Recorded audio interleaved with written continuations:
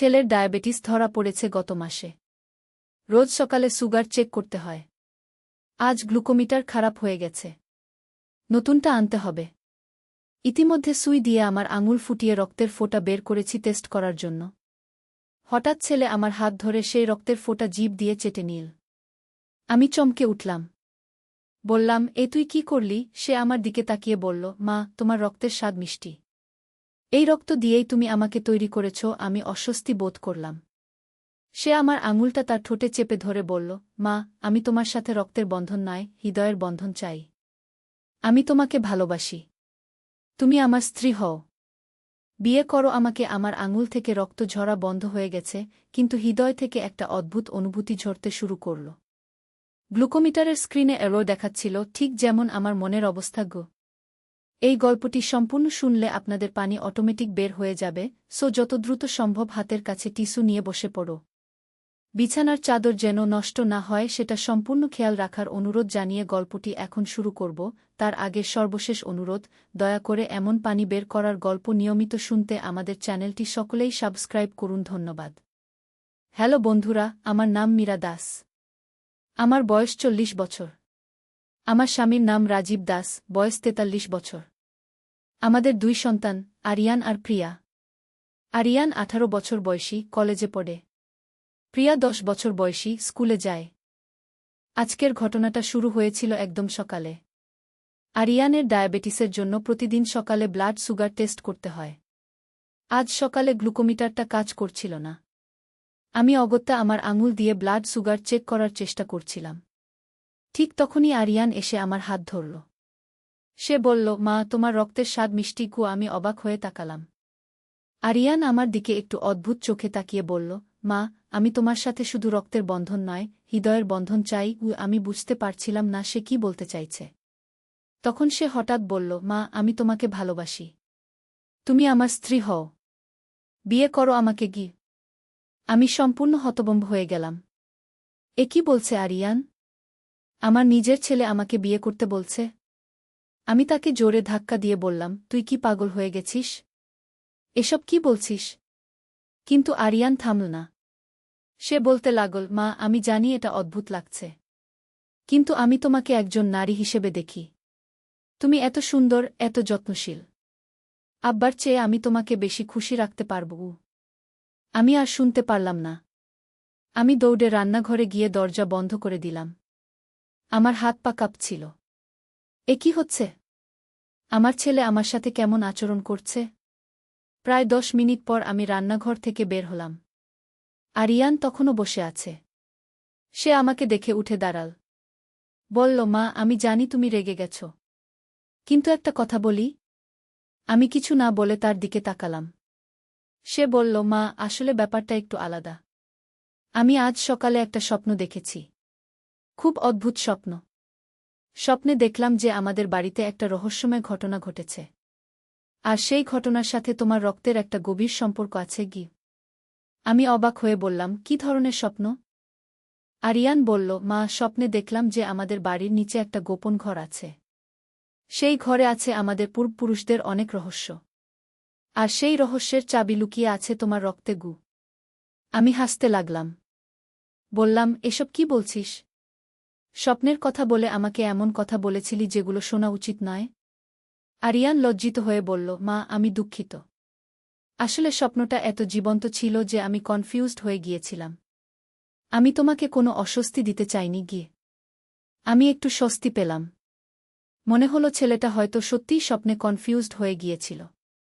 আমি বললাম, ঠিক আছে, কিন্তু এরপর আর এমন কথা বলবি না গিয়ে। আরিয়ান মাথা নেড়ে বলল, হ্যাঁ মা। তবে একটা কথা, ওই স্বপ্নের ব্যাপারে আমি একটু খোঁজখবর নিতে চাই।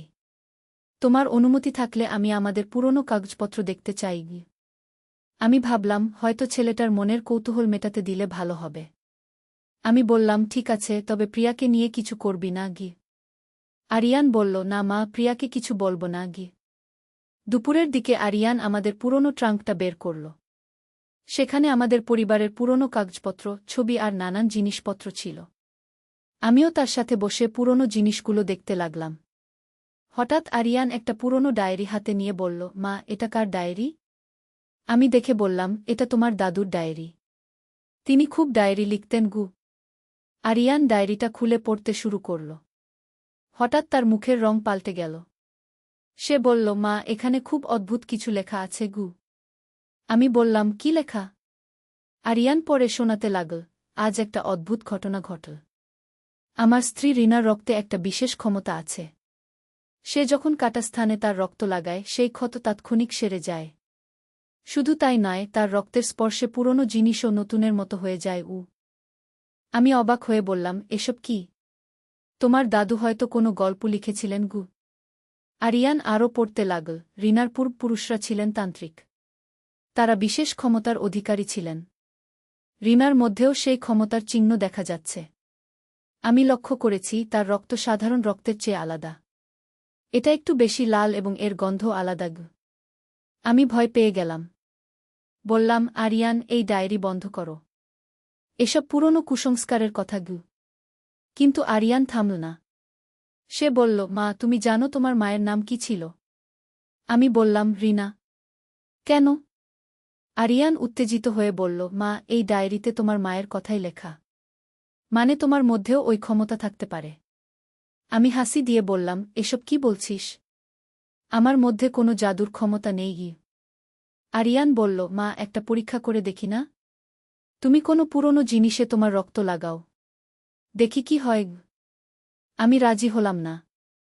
বললাম, না, আমি এসব করব না গি। কিন্তু আরিয়ান খুব জোর করতে লাগল। শেষে আমি রাজি হলাম। আমি একটা পুরনো পয়সায় আমার আঙুলের রক্তের ফোঁটা লাগালাম। কিছুক্ষণ পর দেখি পয়সাটা চকচক করতে শুরু করেছে। যেন নতুন পয়সার মতো হয়ে গেছে। আমি এবং আরিয়ান দুজনেই অবাক হয়ে গেলাম। আরিয়ান চিৎকার করে বলল, মা, তুমি সত্যিই জাদুকরী। তোমার রক্তে ক্ষমতা আছে। আমি ভয়ে কাঁপতে শুরু করলাম। এ কি হচ্ছে? সত্যিই কি আমার মধ্যে কোনো অতিপ্রাকৃতিক ক্ষমতা আছে? আরিয়ান ডায়েরিতে আরও পড়তে লাগল। সে বলল, মা, এখানে লেখা আছে যে তোমার মায়ের পূর্বপুরুষরা গুপ্ত সম্পদের রক্ষক ছিলেন। তারা একটা বিশেষ গুপ্ত স্থানে অনেক মূল্যবান জিনিস লুকিয়ে রেখেছিলেন। আর সেই স্থানে যাওয়ার চাবি হচ্ছে তোমার রক্ত। আমি বললাম, এসব অবিশ্বাস্য কথা। কোথায় সেই গুপ্তস্থান? আরিয়ান বলল, এই ডায়েরি অনুযায়ী আমাদের বাড়ির নিচে একটা গোপন ঘর আছে। আর সেখানে যেতে হলে তোমার রক্তের স্পর্শ লাগবে গি। আমি অবিশ্বাস করলেও কৌতূহলী হয়ে উঠলাম। বললাম, তাহলে খোঁজ করে দেখি। আমরা বাড়ির চারপাশে খোঁজাখুঁজি শুরু করলাম। আরিয়ান মেঝেতে টোকা দিয়ে দেখছিল কোথাও কোনো ফাঁকা জায়গা আছে কিনা। হঠাৎ আমাদের শোবার ঘরের মেঝেতে একটা জায়গায় ফাঁকা আওয়াজ পেলাম। আরিয়ান বলল, মা, এখানে নিচে কিছু একটা আছে। আমরা কার্পেটটা সরিয়ে দেখি একটা ছোট্ট ধাতব প্লেট মেঝেতে লাগানো। প্লেটটা দেখতে অনেকটা একটা হাতের আকৃতির মতো। আরিয়ান বলল, মা, মনে হচ্ছে এখানে হাত রাখতে হবে। তুমি তোমার হাত রাখো গু। আমি ভয়ে ভয়ে আমার হাত প্লেটটার উপর রাখলাম। হঠাৎ প্লেটটা গরম হয়ে উঠল। আর আমার হাত থেকে এক ফোঁটা রক্ত প্লেটটার উপর পড়ল। সাথে সাথে মেঝেতে একটা অংশ খুলে গেল। নিচে একটা সিঁড়ি দেখা গেল। আরিয়ান উত্তেজনায় চিৎকার করে বলল, মা, সত্যিই একটা গোপন পথ আছে। আমি কাঁপতে কাঁপতে বললাম, আরিয়ান, আমার ভয় লাগছে গি। আরিয়ান বলল, মা, ভয়ের কিছু নেই। আমি তোমার সাথে আছি। চলো নিচে যাই। আমি আর আরিয়ান একসাথে সিঁড়ি দিয়ে নিচে নামতে শুরু করলাম। সিঁড়িটা বেশ গভীর ছিল। প্রায় 20টা ধাপ নামার পর একটা ছোট্ট ঘর পেলাম। ঘরটা অন্ধকার ছিল। আরিয়ান ফোনের টর্চ জ্বালাল। দেখি ঘরে অনেক পুরনো বাক্স, বই আর নানান রকম জিনিসপত্র রাখা।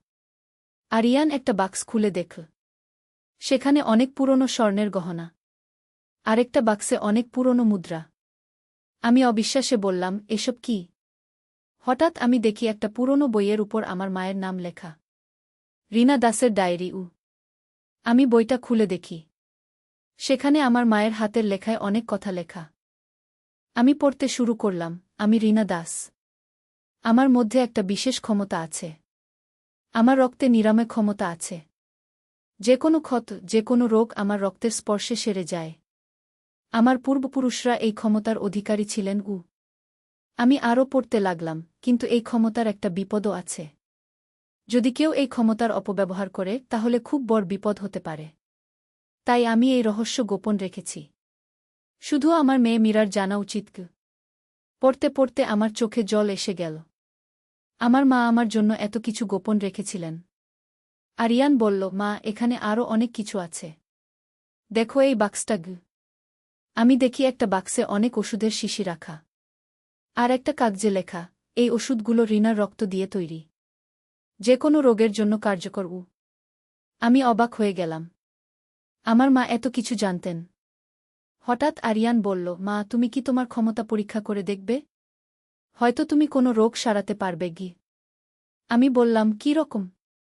আরিয়ান তার হাত বাড়িয়ে বলল, আমার হাতে একটা পুরনো কাটা দাগ আছে। তুমি তোমার রক্ত লাগিয়ে দেখো। আমি দেখি সত্যিই তার হাতে একটা পুরনো দাগ আছে। আমি আমার আঙুল কেটে সেখানে রক্ত লাগালাম। অবিশ্বাস্য ব্যাপার। দাগটা অদৃশ্য হয়ে গেল। যেন কখনো কোনো কাটা ছিলই না। আরিয়ান খুশিতে চিৎকার করে বলল, মা, তুমি সত্যিই জাদুকরী। তুমি মানুষকে সুস্থ করতে পারো। আমি নিজেও অবিশ্বাসে ভরে গেলাম। সত্যিই কি আমার এমন ক্ষমতা আছে? হঠাৎ আমার মনে পড়ল আমার ছোটবেলার একটা ঘটনা। একবার আমাদের পোষা বিড়াল অসুস্থ হয়ে পড়েছিল। মা তখন তার গায়ে কিছু লাগিয়েছিলেন। পরদিন বিড়ালটা সুস্থ হয়ে গিয়েছিল। আমি আরিয়ানকে বললাম, তুমি ঠিক বলেছ। সত্যিই আমাদের পরিবারে কোনো বিশেষ ক্ষমতা আছে কি? আরিয়ান বলল, মা, তাহলে তুমি এই ক্ষমতা দিয়ে মানুষের উপকার করতে পারো। অনেক মানুষকে সুস্থ করতে পারো। আমি ভাবতে লাগলাম, সত্যিই তো, যদি আমার এমন ক্ষমতা থাকে তাহলে আমার উচিত মানুষের সেবা করা। কিন্তু হঠাৎ আমার মায়ের ডায়েরির কথা মনে পড়ল। তিনি লিখেছিলেন যে এই ক্ষমতার অপব্যবহার হতে পারে। আমি আরিয়ানকে বললাম, আরিয়ান, এই ক্ষমতার কথা আর কাউকে বলবে না। এটা আমাদের পারিবারিক রহস্যও। আরিয়ান বলল, কেন মা? এই ক্ষমতা দিয়ে তুমি অনেক মানুষের উপকার করতে পারো। আমি বললাম, হ্যাঁ, কিন্তু যদি ভুল মানুষের হাতে এই রহস্য চলে যায় তাহলে বিপদ হতে পারে। আরিয়ান মাথা নেড়ে বলল, ঠিক আছে মা, আমি কাউকে বলব না। আমরা গোপন ঘর থেকে উপরে চলে এলাম। আমি মেঝের ঢাকনাটা বন্ধ করে দিলাম। সেদিন রাতে আমি অনেক ভাবলাম। আমার জীবন পুরোপুরি বদলে গেছে। আমি জানতেই পারিনি যে আমার মধ্যে এমন ক্ষমতা আছে। পরদিন সকালে আরিয়ান আমার কাছে এসে বলল, মা, আমি রাতে অনেক ভেবেছি। তুমি কি জানো তোমার এই ক্ষমতা কিভাবে কাজে লাগানো যায়? আমি বললাম, না তো। আমিও তো এই প্রথম জানলাম। আরিয়ান বলল, মা, আমার একটা পরিকল্পনা আছে। তুমি যদি চাও আমরা গোপনে মানুষদের সাহায্য করতে পারি।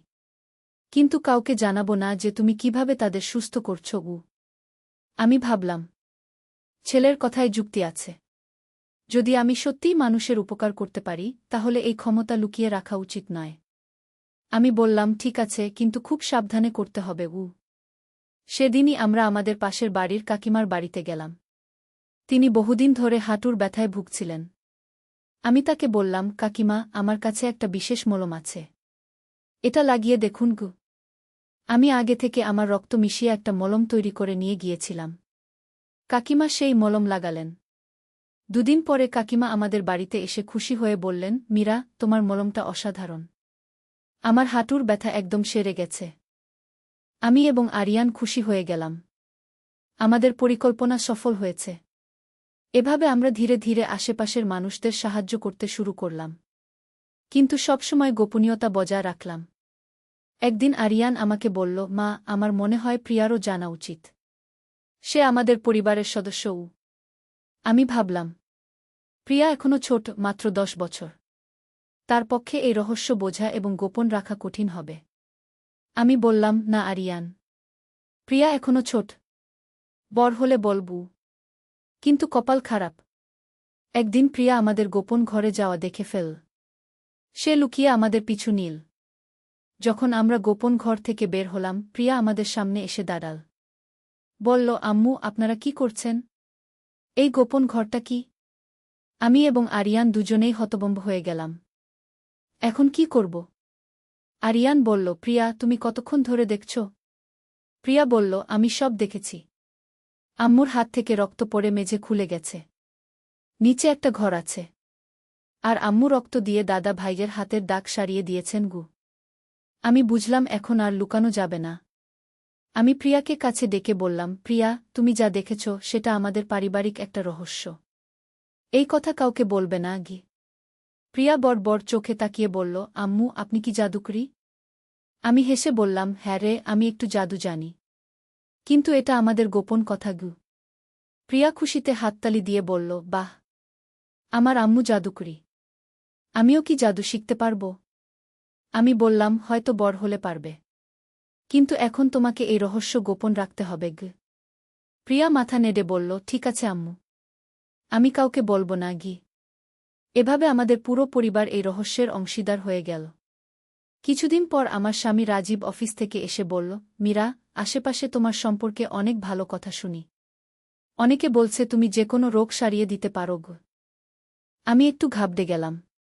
বললাম, এসব কি? আমি তো কিছুই করি না গি। রাজীব বলল, আমাদের অফিসের করিম সাহেবের বউ বলছিল তুমি তার হাঁটুর ব্যথা সারিয়ে দিয়েছ। কিভাবে? আমি বললাম, আমার কাছে একটা বিশেষ মলম আছে। সেটা দিয়েছিলাম গু। রাজীব বলল, সেই মলম কোথায় পেয়েছ? আমি মিথ্যা বলতে বাধ্য হলাম, আমার মা দিয়ে গিয়েছিলেন গু। রাজীব সন্দেহের সাথে বলল, মীরা, তুমি কি কিছু লুকাচ্ছ? আমার কাছে সত্য কথা বলো। আমি দ্বিধায় পড়ে গেলাম। স্বামীর কাছে মিথ্যা বলতে ভালো লাগছিল না, কিন্তু এই রহস্য প্রকাশ করতেও ভয় লাগছিল। আরিয়ান তখন এগিয়ে এসে বলল, বাবা, আম্মু সত্যিই একটা বিশেষ ক্ষমতার অধিকারী। কিন্তু এটা আমাদের পারিবারিক রহস্যও। রাজীব অবাক হয়ে বলল, কী রকম ক্ষমতা? আমি বুঝলাম এখন আর লুকানো যাবে না। আমি রাজীবকে সব সত্য বললাম। আমার রক্তের ক্ষমতার কথা, গোপন ঘরের কথা, সব কিছু। রাজীব প্রথমে বিশ্বাস করল না। বলল, এসব অসম্ভব কথা। আরিয়ান বলল, বাবা, আমি প্রমাণ দেখাতে পারি কি সে রাজীবকে গোপন ঘরে নিয়ে গেল। সব দেখিয়ে বোঝাল। রাজীব সব দেখে অবাক হয়ে গেল। বলল, এ তো অবিশ্বাস্য। মীরা, তুমি কি সত্যিই এমন ক্ষমতার অধিকারী? আমি মাথা নেড়ে বললাম, হ্যাঁ গু। রাজীব আমাকে জড়িয়ে ধরে বলল, তাহলে তুমি একজন বিশেষ মানুষ। আমি গর্বিত যে তুমি আমার স্ত্রী গু। আমি স্বস্তি পেলাম। স্বামী আমাকে মেনে নিয়েছে। রাজীব বলল, কিন্তু এই ক্ষমতা গোপন রাখাই ভালো। যদি সবাই জেনে যায় তাহলে তোমার নিরাপত্তা নিয়ে চিন্তা হবে গু। আমি বললাম, হ্যাঁ, আমিও তাই ভাবি গু। কিন্তু দুর্ভাগ্যবশত আমাদের গোপনীয়তা বেশিদিন টিকল না। একদিন আমাদের এলাকার ডাক্তার সাহেব আমাদের বাড়িতে এলেন। তিনি বললেন, মীরা আপা, আমি শুনেছি আপনি অনেক রোগী সারিয়ে দিয়েছেন। আপনার কাছে কোনো বিশেষ ওষুধ আছে? আমি বললাম, না ডাক্তার সাহেব, আমার কাছে কোনো বিশেষ ওষুধ নেই। ডাক্তার সাহেব বললেন, কিন্তু অনেকে বলছে আপনার দেওয়া ওষুধে তারা ভালো হয়ে গেছে। আপনি কি আমাকে বলবেন সেই ওষুধের কথা? আমি কিছু বলতে পারলাম না। রাজীব এগিয়ে এসে বলল, ডাক্তার সাহেব, আমার স্ত্রীর কাছে কিছু পুরনো দেশি ওষুধের ফর্মুলা আছে। সেগুলো তার মা দিয়ে গিয়েছিলেন গু। ডাক্তার সাহেব বললেন, সেই ফর্মুলাগুলো কি আমি দেখতে পারি? হয়তো আমরা একসাথে কাজ করতে পারি। আমি এবং রাজীব চোখাচোখি করলাম। এখন কি বলবো? আরিয়ান তখন বলল, ডাক্তার সাহেব, আসলে ওই ফর্মুলাগুলো পুরনো বাংলায় লেখা। আমরাও পুরোপুরি পড়তে পারি না ঘি। ডাক্তার সাহেব বললেন, কোনো ব্যাপার না। আমি পুরনো বাংলা জানি। দেখাতে পারেন? আমি বুঝলাম এখন বড় বিপদে পড়েছি। যদি ডাক্তার সাহেব সত্য জেনে যান তাহলে পুরো এলাকায় ছড়িয়ে যাবে। আমি বললাম, ডাক্তার সাহেব, আমি আপনাকে সত্য বলছি। আমার কাছে সত্যিই কোনো বিশেষ ওষুধ নেই। মানুষ হয়তো ভুল বুঝেছে গি। ডাক্তার সাহেব একটু সন্দেহের সাথে তাকালেন। তিনি বললেন, ঠিক আছে। তবে আপনি যদি কোনো সাহায্য করতে পারেন আমাকে জানাবেন গু। ডাক্তার সাহেব চলে যাওয়ার পর আমরা পরিবারে বসে আলোচনা করলাম। রাজীব বলল, আমার মনে হয় আমাদের আরও সাবধান হতে হবে গু। আরিয়ান বলল, হ্যাঁ বাবা। হয়তো আমাদের এই এলাকা ছেড়ে চলে যেতে হবে গু। আমি বললাম, না, আমি এই বাড়ি ছাড়তে চাই না। এখানে আমাদের পূর্বপুরুষদের রহস্য লুকানো আছে গি। প্রিয়া তখন বলল, আম্মু, আমাদের কি অন্য কোনো উপায় আছে? আমি ভাবতে লাগলাম। হঠাৎ আমার মনে একটা পরিকল্পনা এল। আমি বললাম, আমি একটা উপায় ভেবেছি। আমরা একটা ছোট্ট ক্লিনিক খুলতে পারি। সেখানে আমি গোপনে মানুষদের সাহায্য করব। কিন্তু সবাইকে বলব যে এটা আধুনিক চিকিৎসা গু। রাজীব বলল, এটা একটা ভালো আইডিয়া। তাহলে কেউ সন্দেহ করবে না গি। আরিয়ান বলল, আর আমি আম্মুর সহকারী হিসেবে কাজ করব। আমরা সবাই এই পরিকল্পনা রাজি হলাম। কয়েক মাস পর আমরা একটা ছোট্ট ক্লিনিক খুললাম। নাম দিলাম খুরিনা হেলথ কেয়ার সেন্টার আমার মায়ের নামে। ক্লিনিকে আমি খুব সাধারণ চিকিৎসা দিতাম, কিন্তু গোপনে আমার বিশেষ ক্ষমতা ব্যবহার করতাম। রোগীরা খুব তাড়াতাড়ি সুস্থ হয়ে যেত। ধীরে ধীরে আমাদের ক্লিনিকের সুনাম ছড়িয়ে গেল। দূর দূরান্ত থেকে রোগীরা আসতে শুরু করল। আমি খুশি ছিলাম যে আমি আমার ক্ষমতা ভালো কাজে লাগাতে পারছি, কিন্তু একই সাথে ভয়ও লাগছিল যে কোনোদিন রহস্য ফাঁস হয়ে যেতে পারে। একদিন সকালে এক অপরিচিত লোক আমাদের ক্লিনিকে এল। সে বলল, আমি কলকাতা থেকে এসেছি। আমার নাম প্রফেসর সুধীর রায়। আমি মানুষের অস্বাভাবিক ক্ষমতা নিয়ে গবেষণা করি। আমি শুনেছি এই ক্লিনিকে খুব অদ্ভুত চিকিৎসা হয়। আমার বুকটা ধড়ফড় করতে শুরু করল। এই প্রফেসর নিশ্চয়ই আমার রহস্য নিয়ে সন্দেহ করেছে। আমি স্বাভাবিক ভাব রেখে বললাম, প্রফেসর সাহেব, আমরা এখানে শুধু আধুনিক চিকিৎসাই করি। প্রফেসর বললেন, কিন্তু আমি শুনেছি যে এখানে এমন সব রোগ সেরে যায় যেগুলো অন্য কোথাও সারে না। আরিয়ান তখন বলল, স্যার, আমাদের আম্মু খুব অভিজ্ঞ চিকিৎসক। তিনি পুরনো দেশি পদ্ধতি আর আধুনিক চিকিৎসা মিলিয়ে চিকিৎসা করেন। প্রফেসর বললেন, আমি কি একটা পরীক্ষা করতে পারি? আমার সাথে একজন রোগী এনেছি। তার ক্যান্সার হয়েছে। ডাক্তাররা বলেছে আর কিছু করার নেই। আমি ভয় পেয়ে গেলাম। ক্যান্সারের মতো বড় রোগ, আমার ক্ষমতা দিয়ে এটা সারানো যাবে তো? কিন্তু আমি না করতেও পারলাম না। বললাম, ঠিক আছে, রোগীকে দেখি। প্রফেসর একজন বয়স্ক মহিলাকে নিয়ে এলেন। তিনি খুবই দুর্বল দেখাচ্ছিলেন। আমি তার সাথে কথা বললাম। তিনি বললেন, ডাক্তার সাহেবা, আমার আর বাঁচার আশা নেই। আপনি যদি কিছু করতে পারেন। আমি তার হাত ধরে বললাম, চিন্তা করবেন না, আমি চেষ্টা করব। আমি তাকে একটা বিশেষ ওষুধ দিলাম। সেই ওষুধে আমার রক্ত মিশানো ছিল।